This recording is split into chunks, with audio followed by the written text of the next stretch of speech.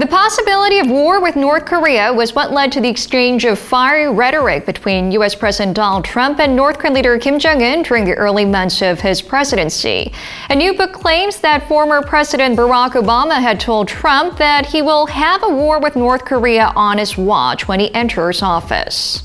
In his book Inside Trump's White House, The Real Story of His Presidency, published on Tuesday, author Doug Wead says that Trump estimated a war with North Korea could result in the deaths of up to 100 million people. During a January 2019 meeting at the White House with Wead, a New York Times bestselling author and former advisor to two American presidents, Trump is known to have said that Obama would have gone to war with the North had he stayed in office.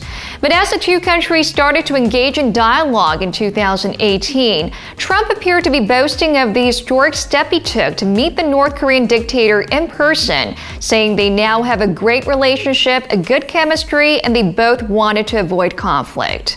Trump showed Wead some of the letters that Kim had sent him, one proposing the formal end to the 1950 to 1953 Korean War as a clear goal of the talks.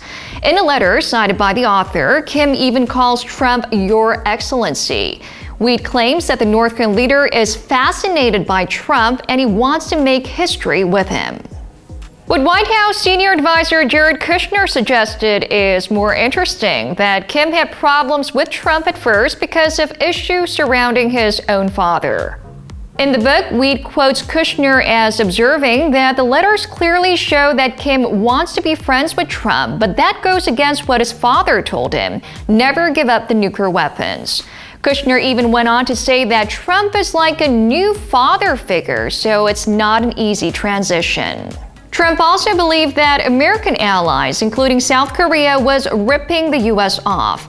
He cited the example of the U.S.-led anti-missile system THAAD deployed in South Korea, as he said that Washington was giving away billions of dollars to its allies in the form of weapons and getting nothing in return. Trump is also known to have mentioned about the cost of stationing U.S. soldiers in South Korea, claiming that Washington spends $4.5 billion annually for the presence of what he said 40,000 troops here, which is inaccurate. It's actually 28,000. We'd also talked about Trump's angry response to media criticism that the U.S. had made too many concessions during the Singapore summit with the North. The president said nothing that Washington offered during the talks was irreversible, citing the suspension of war games, which according to Trump has saved the U.S. millions of dollars, and added that the U.S. maintains the toughest sanctions against the regime. The author believes that the Trump administration is much more diplomatic than the previous administration of Barack Obama. Is Trump really a unique figure on the stage of world history, as Wead claims in his book? Well, that's something that we'll have to wait and see.